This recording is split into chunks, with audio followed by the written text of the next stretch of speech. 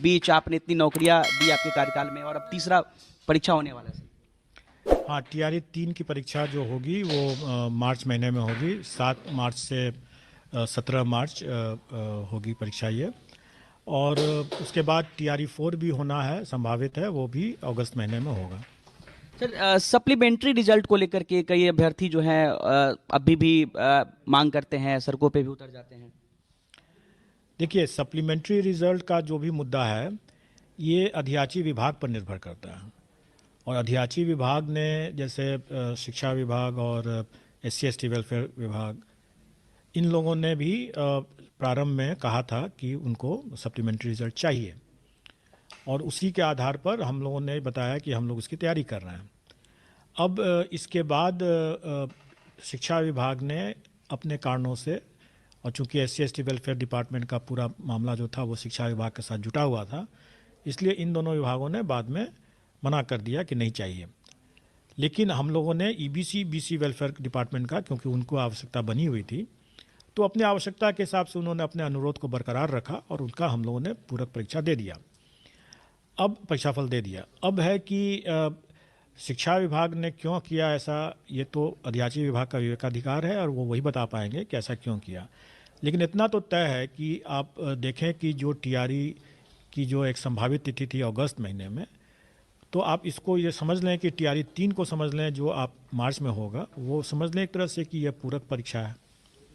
Sir TRE 3 की परीक्षा भी हो रही है। पिछली बार जब टीआरई 2 का रिजल्ट आया था तो बीपीएससी ने रिकॉर्ड बनाया था, 7 दिनों के अंदर में रिजल्ट जारी कर दिया था। तो क्या इस बार मान सकते हैं कि होली से पहले जो है शिक्षकों को सौगात, शिक्षक अभ्यर्थियों को सौगात मिल जाएगा बीपीएससी की तरफ से?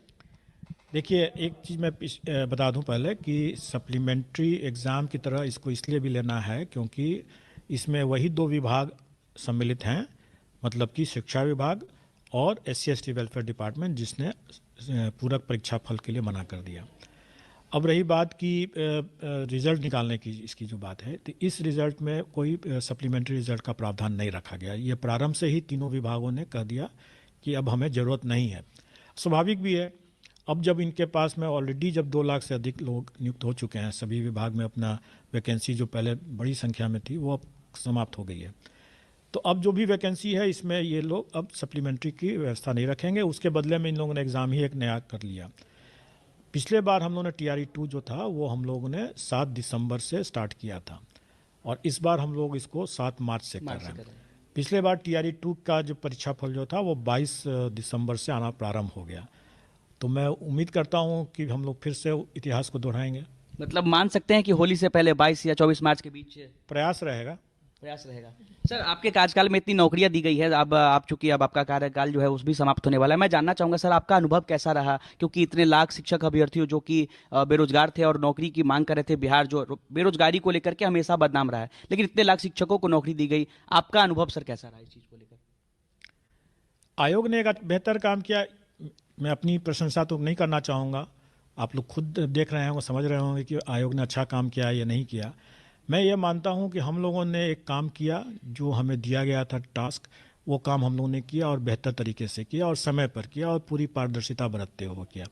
अब ये कार्य बेहतर हुआ या नहीं हुआ, उससे नौकरी मिली लोगों को कि नहीं मिली, आत्मसंतुष्टि होती होगी सर इस चीज को लेकर, क्योंकि आत्मसंतुष्टि तो बिल्कुल है, क्योंकि हम लोगों ने एक अच्छा काम किया। अगर लोग उसकी वाहवाही करेंगे तो संतुष्टि तो हो गई। बालिका गिरिकांड का सर जब भी नाम आता है आप भावुक हो जाते हैं, और अब उस चीज को लेकर के एक फिल्म भी आ रही है, इस पर सर आप क्या कहेंगे? उसके ट्रेलर को लोग जो है काफी ज्यादा सराह भी रहे हैं सर।